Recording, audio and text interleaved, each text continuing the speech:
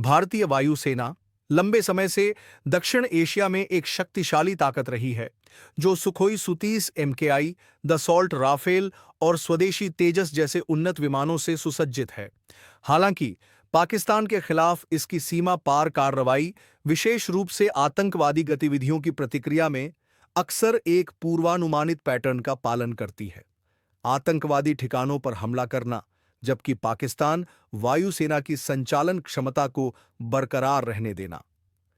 यह रणनीति, जो पाकिस्तान की वायु रक्षा प्रणालियों को नष्ट करने के बजाय आतंकवादी ढांचे को निशाना बनाने को प्राथमिकता देती है, ने पाकिस्तान वायुसेना को जवाब देने, पुनर्गठित होने और भारत की वायु श्रेष्ठता को चुनौती देने के अवसर दिए हैं। अब समय आ गया है कि भारतीय वायुसेना एक साहसी और निर्णायक दृष्टिकोण अपनाए। पाकिस्तान वायुसेना की लंबी दूरी की रडार, अवाक्स प्लेटफॉर्म और अन्य महत्वपूर्ण संसाधनों को आतंकवादी शिविरों पर हमला करने से पहले नष्ट करने को प्राथमिकता दे, बजाय इसके कि पाकिस्तान की वायुसेना को फिर से संगठित होने का अवसर दिया जाए। भारत के आतंकवाद रोधी अभियानों, जैसे कि 2019 का बालाकोट हवाई हमला, ने भारतीय वायुसेना की पाकिस्तानी हवाई क्षेत्र में प्रवेश करने और आतंकवादी ढांचे पर सटीक हमले करने की क्षमता को साबित किया है। हालांकि ये अभियान अक्सर संयम के साथ किए गए हैं, जिससे पाकिस्तान की सैन्य संपत्तियों को नुकसान नहीं पहुंचा है। यह दृष्टिकोण भले ही व्यापक संघर्ष के जोखिम को कम करता है, लेकिन यह पाकिस्तान वायुसेना को अपनी वायु रक्षा प्रणाली को बनाए रखने की अनुमति देता है, जिसमें लंबी दूरी की रडार और airborne early warning and control system शामिल हैं, जो उन्हें स्थितिजन्य जागरूकता प्रदान करते हैं। इसका परिणाम यह होता है कि पाकिस्तान जवाब देने की क्षमता बनाए रखता है, जैसा कि बालाकोट के बाद पाकिस्तान वायुसेना की प्रतिशोध की कोशिश में देखा गया था, जब उसने F-16 और JF-17 विमानों को भारतीय हवाई गश्त को चुनौती देने के लिए भेजा।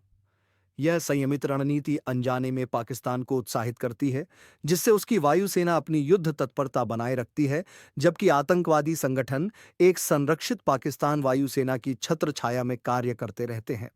केवल आतंकवादी ठिकानों को निशाना बनाकर भारतीय वायुसेना लंबे समय तक चलने वाले संघर्ष का जोखिम उठाता है, क्योंकि पाकिस्तान की वायु रक्षा प्रणाली आगे के अभियानों को बाधित या रोक सकती है।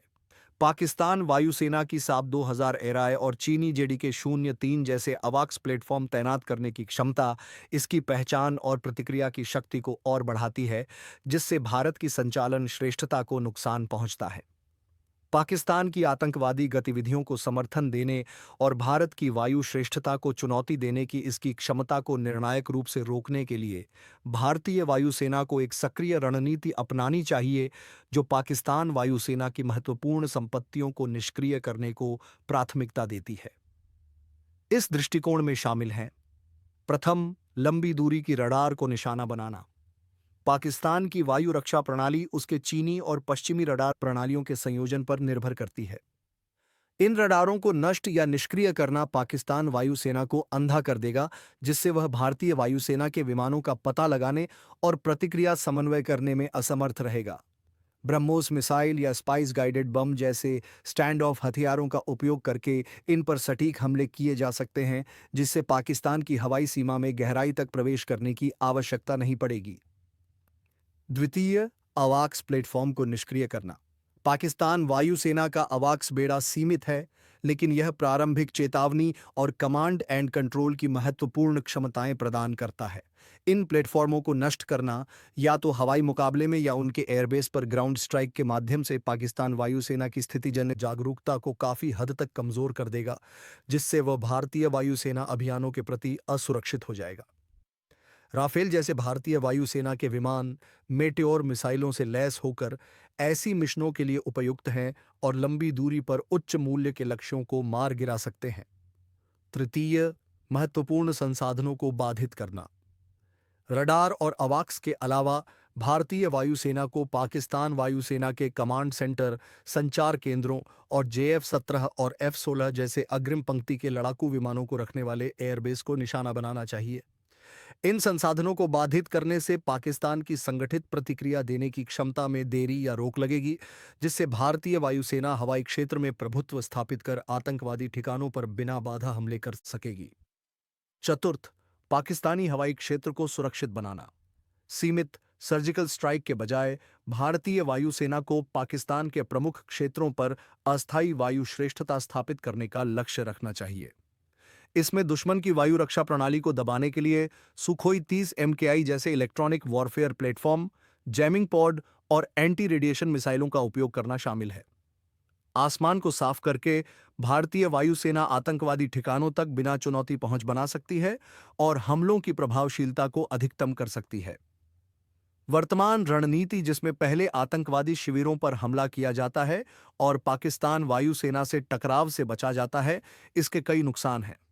पहला, यह पाकिस्तान को अपनी वायु रक्षा क्षमताएं बनाए रखने की अनुमति देता है, जिससे वह भारतीय वायुसेना अभियानों का तेजी से जवाब दे सकता है।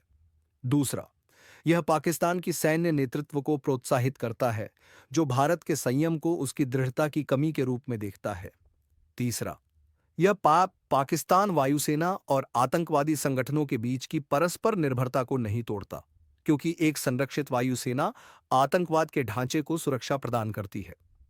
इसके विपरीत, पहले पाकिस्तान वायुसेना की प्रमुख संपत्तियों को निष्क्रिय करने से संतुलन भारत के पक्ष में निर्णायक रूप से झुक जाएगा।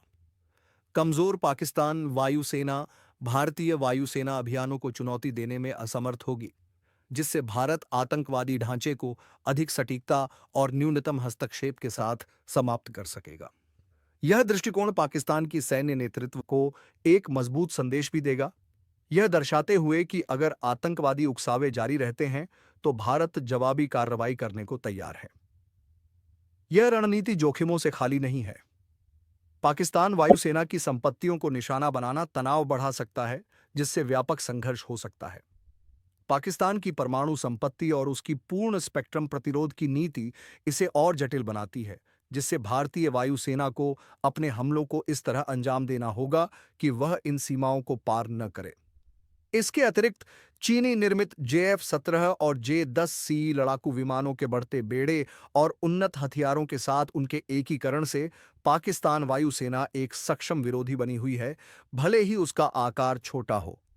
इन जोखिमों को कम करने के लिए भारतीय वायुसेना को अपनी तकनीकी बढ़त का उपयोग करना चाहिए।